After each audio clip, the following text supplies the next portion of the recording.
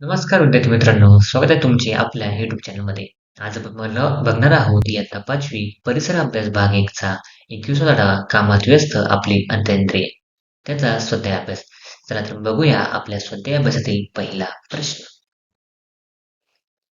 तर प्रश्न पहिला आहे, काय करावे बरे? चक्कर येऊन व्यक्ती पडली असता लोकांनी त्याच्याभोवती गर्दी केली आहे. उत्तर, एखाद्या व्यक्तीला चक्कर आली असेल आणि लोकांनी त्याच्याभोवती गर्दी केली असेल तर सर्वात आधी माणसांची ती गर्दी कमी करावी. चक्कर येऊन पडलेल्या व्यक्तीच्या भोवती मोकळी हवा असणे गरजेचे असते. त्या व्यक्तीभोवती कधीही गर्दी करू नये. चक्कर आलेल्या व्यक्तीच्या तोंडावर पाणी शिंपडावे. तरीही त्याला शुद्ध न आल्यास लगेच वैद्यकीय मदत द्यावी. 2 आहे, जरा डोके चालवा. म्हणजे काय? भरभर जेवताना जोराचा उचका का लागतो? आपण जेव्हा अन्न गिळतो तेव्हा आपली श्वसन नलिका बंद राहते आणि आपण गिळलेले अन्न अन्ननलिकेत जाते.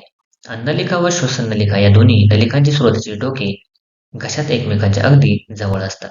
जेव्हा आपण घाईघाईने जेवत असतो तेव्हा आपण गिळलेले अन्न चुकून श्वसन नलिकेत जाते. हे श्वसन नलिकेत गेलेले अन्न त्वरित श्वसन नलिकेतून बाहेर फेकले जाते. तेव्हा आपल्याला भरभर जेवताना ठसका लागतो. पुढे आहेत श्वासावाटे शरीरात येणाऱ्या हवेचे शुद्धीकरण कसे होते? उत्तर, श्वसन इंद्रियाच्या आतील त्वचेला बारीक केसांसारखी लव असते. श्वसन इंद्रियाच्या आतल्या स्तरावर चिकट बुळबुळीत स्लेम असते. हवेतील कण त्यावर चिकटून बसतात. परिणामी हवेतील हानिकारक कण फुफ्फुसापर्यंत पोहोचू शकत नाही. अशा प्रकारे श्वासाद्वारे शरीरात येणाऱ्या हवेचे शुद्धीकरण होते. प्रश्न 3 आहे, खालील रिकाम्या जागी योग्य तो शब्द भरा.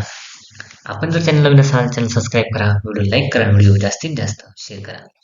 आहे, वायू शरीराच्या सर्व भागांपर्यंत पोहोचून जातो. उत्तर आहे ऑक्सिजन. पुढे आहे, जठर हे सारखे इंद्रिय असते. म्हणजे काय? पिशवीसारखे इंद्रिय असते. 4 आहे, जोड्या लावा. अ गट आणि ब गट. फुफ्फुसे श्वसन संस्था, जठर पचन संस्था, हृदय रक्तभिसरण संस्था आणि मेंदू चेतासंस्था. 5 आहे, थोडक्यात उत्तरे लिहा. आहे, शरीरात कार्य करणाऱ्या संस्थांची नावे लिहा.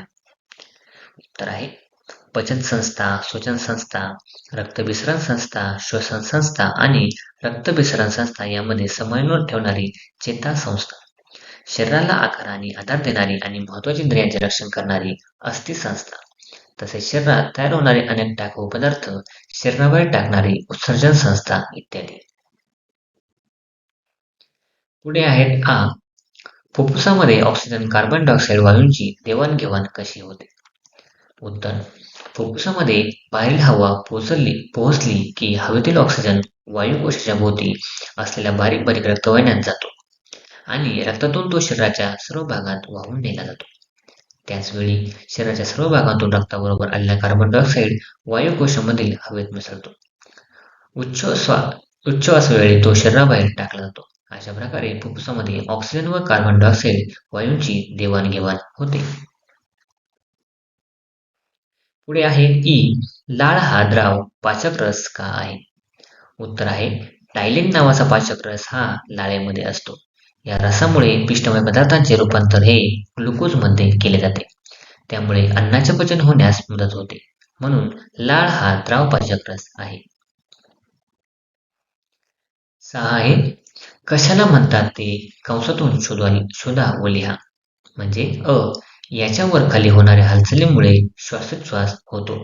त्याला म्हणतात श्वासपटल. आहे, शरीरात सतत रक्त फिरत ठेवण्याची प्रक्रिया म्हणजे काय? रक्तभिसरण. आणि 3 आहे, नाकातून आलेली हवा या नळीत येते. उत्तर आहे श्वास नलिका.